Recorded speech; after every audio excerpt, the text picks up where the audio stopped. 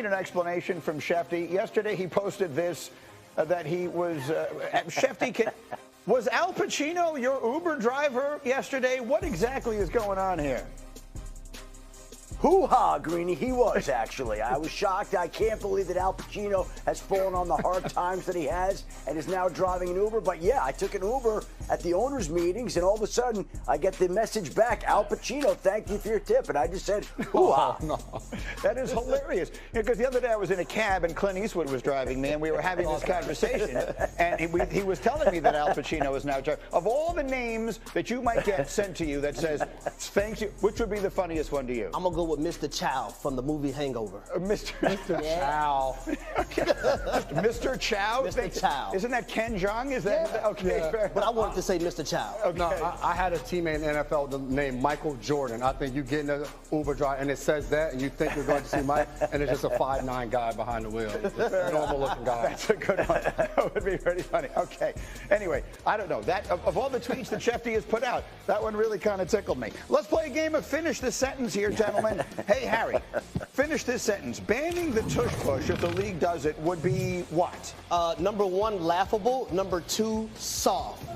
Everyone has equal opportunity to be able to run this play and be successful at it. It's just sad that no one else can be that successful at it. I would also say it's okay to have first down and second down production on defense so you don't even end up in this situation. Okay, I debate with this one with you a little bit later today because I don't agree, but I appreciate the perspective. J-Mac, the Bengals without Trey Hendrickson are what? They're an NBA team like Mike D'Antoni's teams where all you worried about was offense. 7 seconds or less, put the shot up because we're not playing any defense. We thought this could possibly happen. T. Higgins, Jamar Chase are paid. Trey Hendrickson sitting there looking like, hey, where is my check? I've done everything you've asked of me, and he's being ghosted at the moment. My brother played for Mike D'Antoni. Didn't he hit 9 threes in one game? Yeah, he did. Is he putting up buckets? Okay, you weren't lying. You know what he didn't do? They didn't play any defense. You're right. And neither do the Bengals. One more for you, Harry. In September, finish this sentence. Aaron Rodgers will be what? The starting quarterback for the Pittsburgh Steelers. You don't go out there to L.A. and you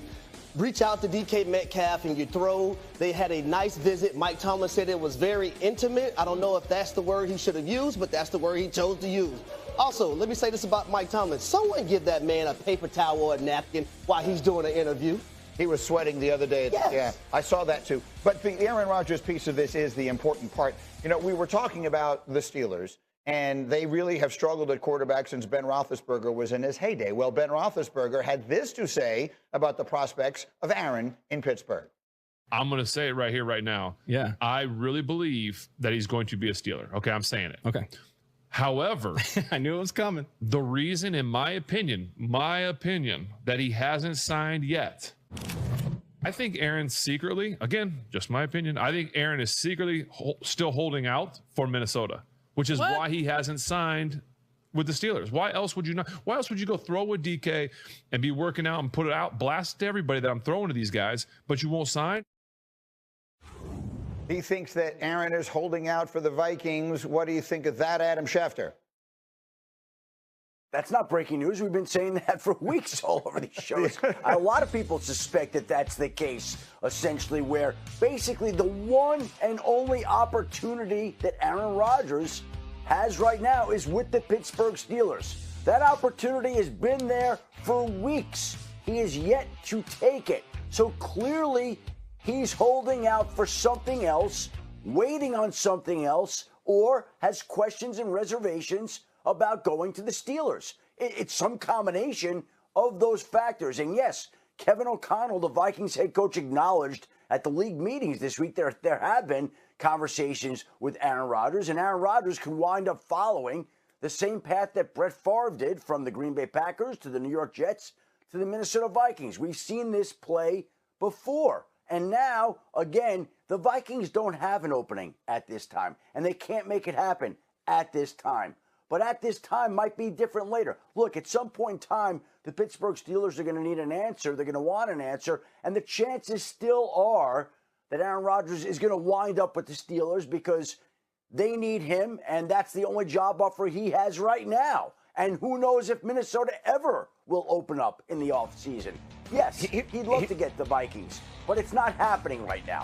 Right. And the right now, obviously, is the important part, because if he's going to wait it out and the Steelers are willing to let him wait, then I suppose it could go on forever. But at some point, J-Mac, if you're, I don't care if you're Mike Tomlin or you're Cam Hayward or you're anybody on that team, and you may want Aaron Rodgers, but he's behaving like he would only be going there right now because he has no other option. And I don't know if that's sort of the way you want to begin a relationship. Absolutely. But I think at the same time, when you don't have any other options, you're forced to settle and you're in that situation. Yeah. And for Tomlin or Cam Hayward, that's the situation they're in. They have Mason Rudolph there, who is their backup plan. So you have something in place, whether you like, love, or whatever with that situation, but they don't have anywhere else to go, Greeny. So you're forced to sit around and wait for an Aaron Rodgers. And that's the part. They're forced now because all the quarterbacks, I say majority of them, are off the board from a free agency standpoint, unless you want to call a guy that played for Arthur Smith by the name of Ryan Tannehill, who has not officially retired. I don't know if they want to go that route, but Aaron Rodgers seems like the sure bet for the Pittsburgh Steelers, and you're going to be all in on that guy. You can't turn back now. And is there any, Schefter, the draft is 3 weeks from today.